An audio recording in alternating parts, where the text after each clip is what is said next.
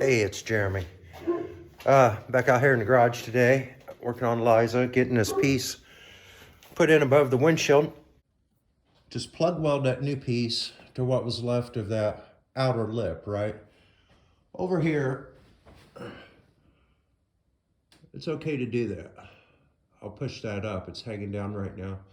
But that'll plug weld onto that. Got to fix those holes there. When you get over to this side where it was thin,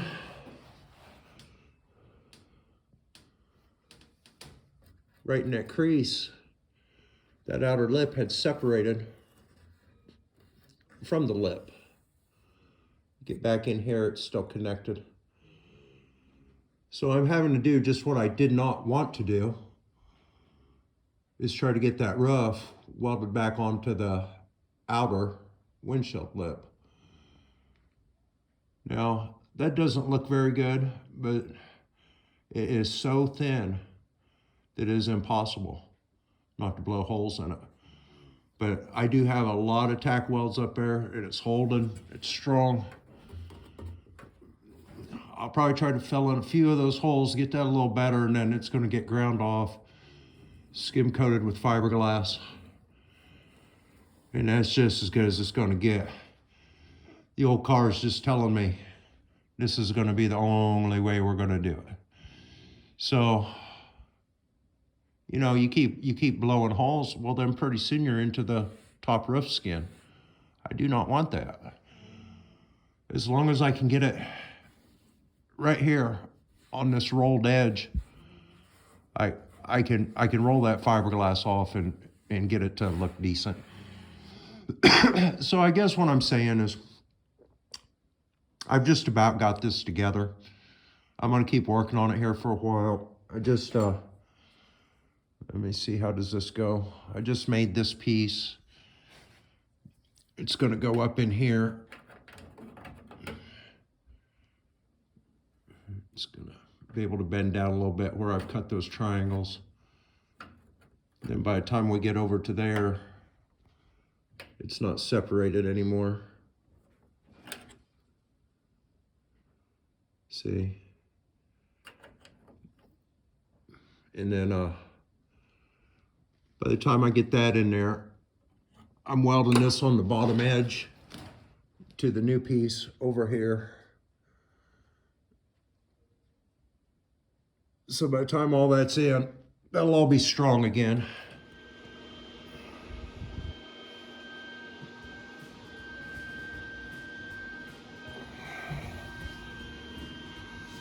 Let me spin.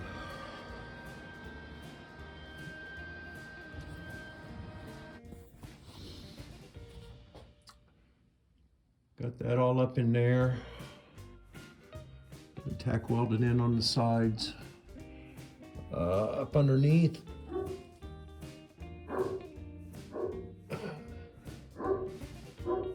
That's starting to look better.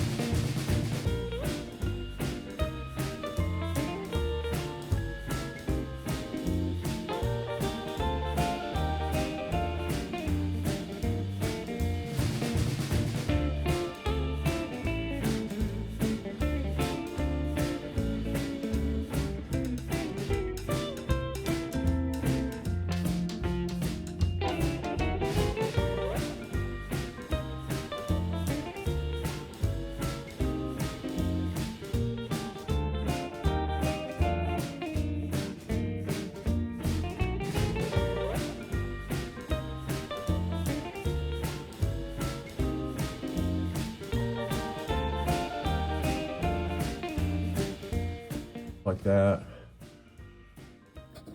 Get that stiffened back up. And then that's gonna be the last little bit of welding I do up here. Everything from this point on is getting fiberglass. It's all strong again. I filled in a few pinholes here with some weld. I got pieces all back in there along that roof skin. It's all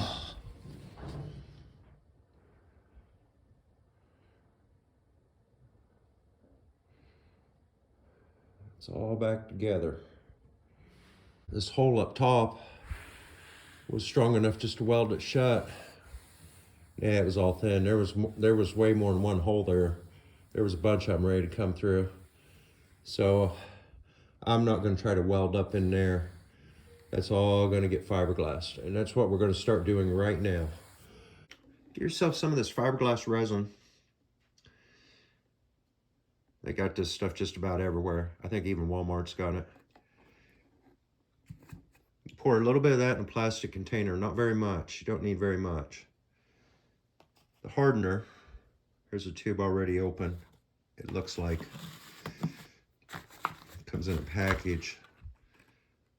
Look like this, just liquid hardener. You can buy these in individual. They're just hanging on them hooks up there, because I find it I lose these or use too much of her stuff, and then I got a bunch of this left over without any of this. So get yourself some of this. Pour just a little bit in a plastic container, and then 4 or 5 drops of this. Get a big bag of these disposable cheap brushes.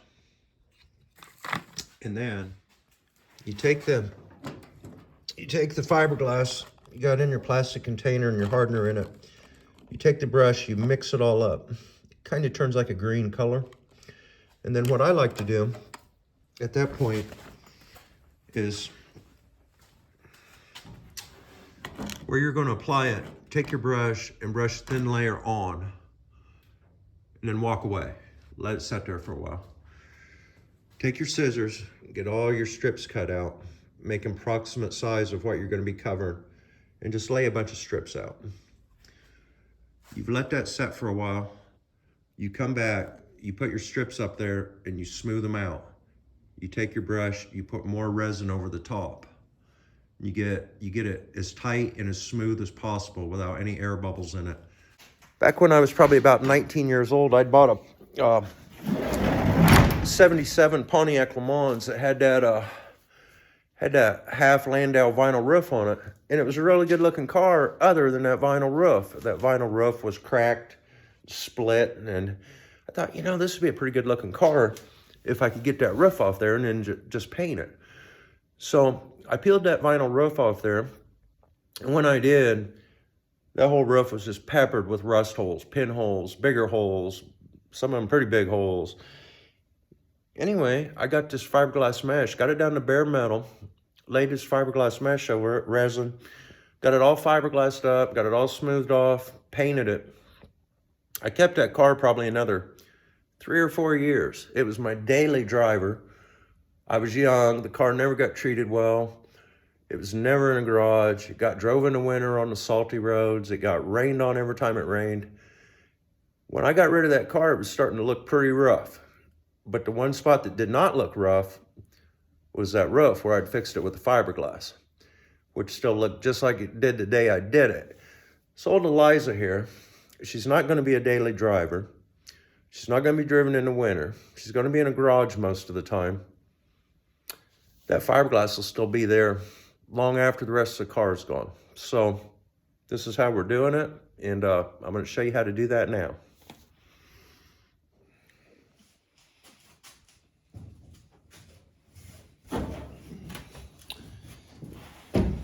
Okay, that first brush of resin I put on there has been there for a few minutes now. We're going to take this, we're going to stick it on there.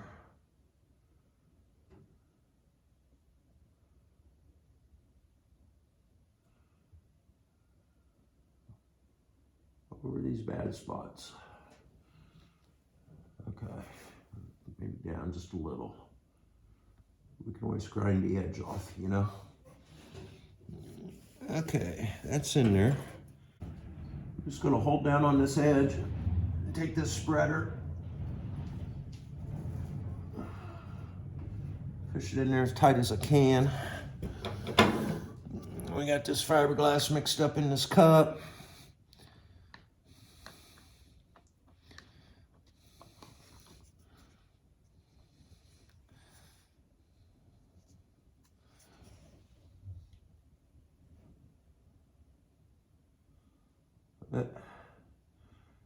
My piece was longer than what I had resin spread out.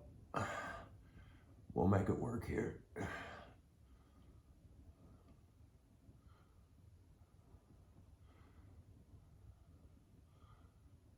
Just want to get everything covered good.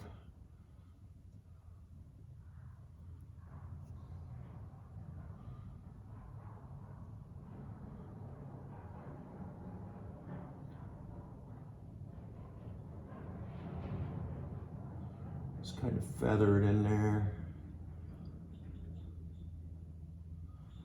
All these little strings that you see popping out, they'll get hard. We'll break them off, grind them off.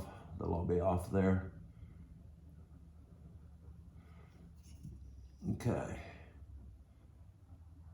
Sometimes if you overwork it, you cause yourself problems. So we're gonna leave that like that. We're gonna go on to the next spot.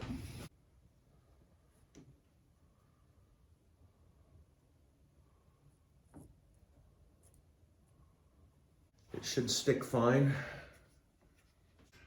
We've got this section here done, and that section over there on that curve done.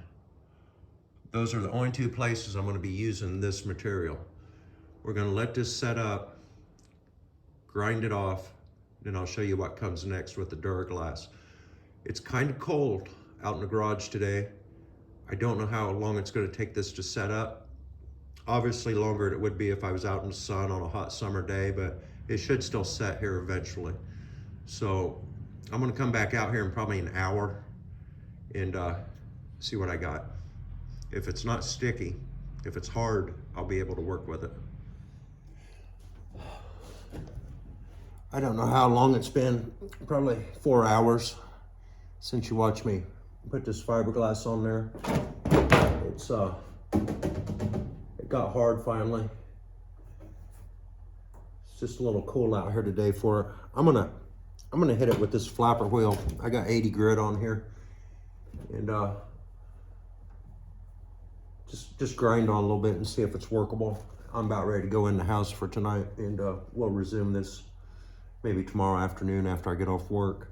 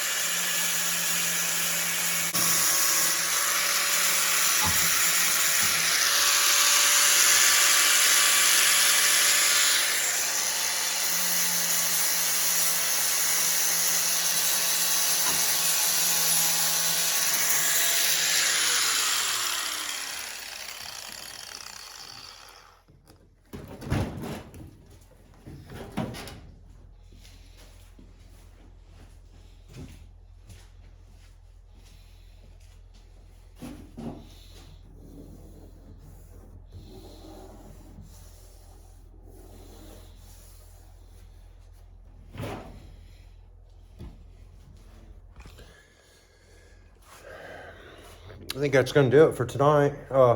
That's working down nice. I got it ground down to where it's feeling real good with my hand. It's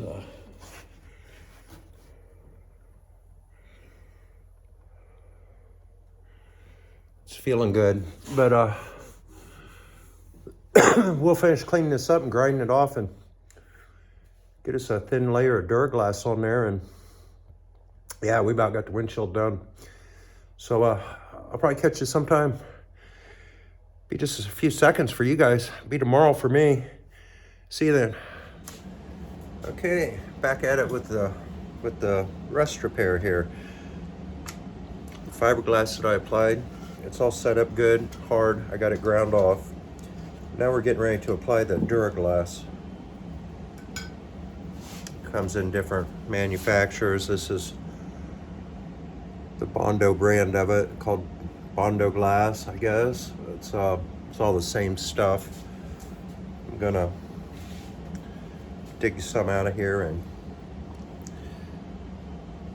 I'll get you back in here and show you what I'm doing. Dug some out, I put it here on my mixing board. What you're gonna do now,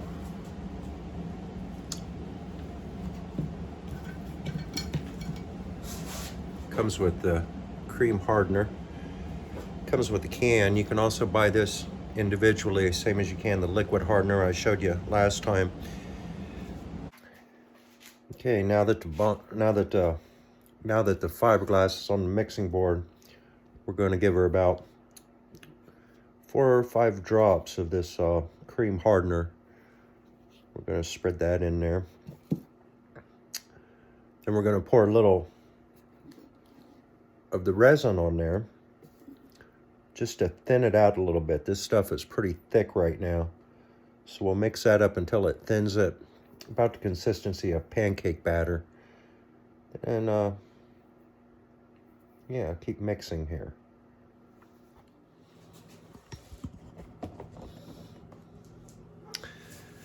I'm just going to give it a drop or two of the liquid hardener, just to well, just because I can.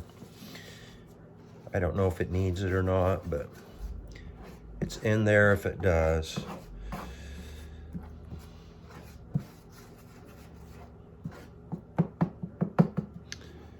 Okay, I've got that all mixed up now.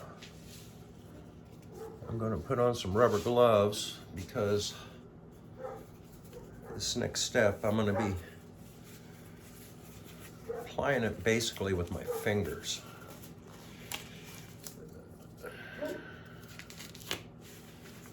And I tell you, getting fiberglass off your fingers is, well, it's no fun.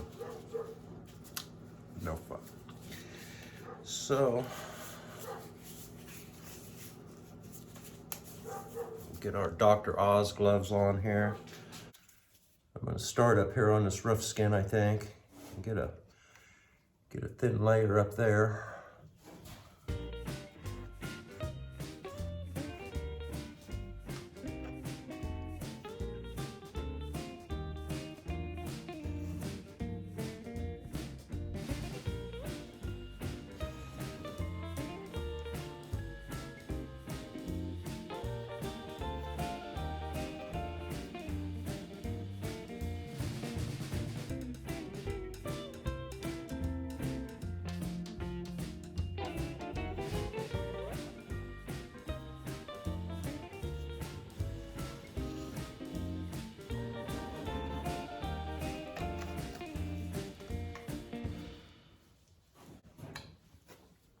Now I'm basically just going to go through everywhere I see a pinhole and everywhere I've welded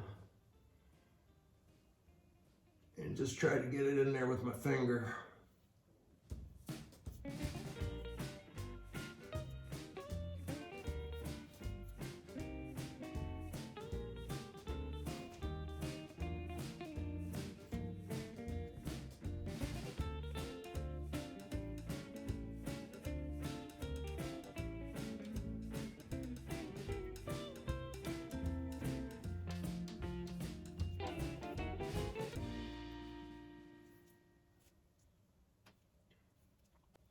What my goal to do here is, I want all the pinholes filled, so this is all waterproof. Fiberglass is waterproof. You know, if you think about, they make boats out of it. If you've got any pinholes where you've welded or where rust is that you don't feel like welding, if you can get fiberglass in there, it seals up all them pinholes and makes us all waterproof again. And that's what I want underneath that windshield rubber, because I would assume, you know, a little water would get back there from time to time. And I do not want that. I do not want that getting wet back in there, because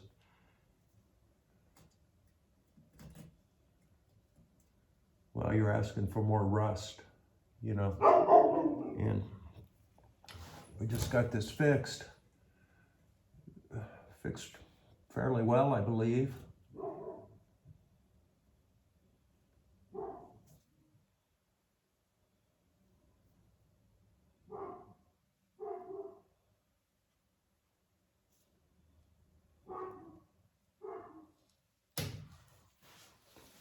We do not want rust.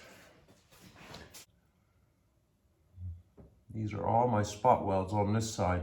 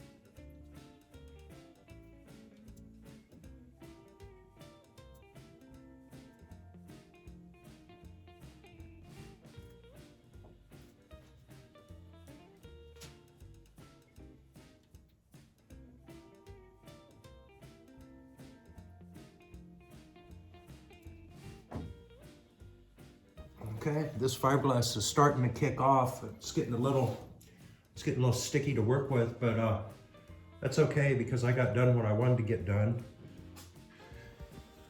Okay, got fiberglass in that seam all the way around where there may or may not be pinholes, up on the roof skin where we patched that with the mesh and the resin yesterday. It's all got a thin coat on that. Let's come to the other side.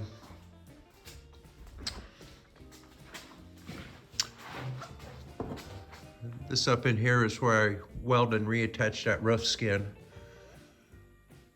We've got that all coated up down this edge. The bottom's good. There's no pinholes down there. I've looked, and that whole bottom is right and tight. So coming up the side, yeah. So that gets dried up. We should be good to go. I'll sand that off, get it smooth, and we'll get a little primer and paint up there. If I see some thin spots or a place that needs just a little dab of more fiberglass, I'll just do this process again. And I think in the next video, the windshield will be done. We'll probably start the video with, you know, getting maybe a little paint blowed up there around just where the rubber goes. So we'll mask it off so we don't get any paint on the outside patina of the car up in that roof skin. I'm gonna have to try to match that patina somehow. Maybe just a little brown paint up there just so it's not sticking out like a sore thumb, you know. And I was looking at the door hinges yesterday. I believe in the next video, we'll probably start on the bottom door hinges, see if we can get these doors to open and shut just a little bit better. And yesterday, I picked up the sheet metal for the floor. We've got a 4x8 sheet of 18 gauge here. The seat coverings are supposed to be in today. I'm waiting for the UPS truck to show up so we can get started on the seats. We're gonna have the material for that. We got all the rest of the material, all but the vinyl. So we got the metal for the floors. We've got the We've got the vinyl for the seats. I want to show you a set of gauges. I'll try to pop them up right here in my when I edit the video. And they are unbelievably cheap. They wind up being like $6 a gauge. They're Smith replica gauges. And they got that nostalgic old school look, you know, like the old Smith gauges. And are they any good at $6 a piece? I can buy a set of 7 of them. I don't think I have room to put the tack anywhere. I probably won't use it. Dash is so small. But 7 gauges are like 50 bucks, and that includes the shipping. They're like $35 and then shipping. It's like 50 bucks for, what is it, 6 gauges or 7? I can't remember. You'll see in the picture.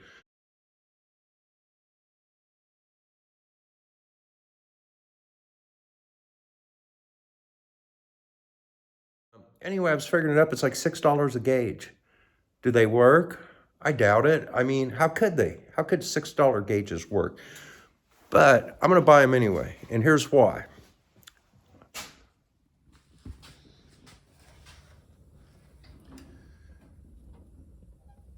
Because these don't work either.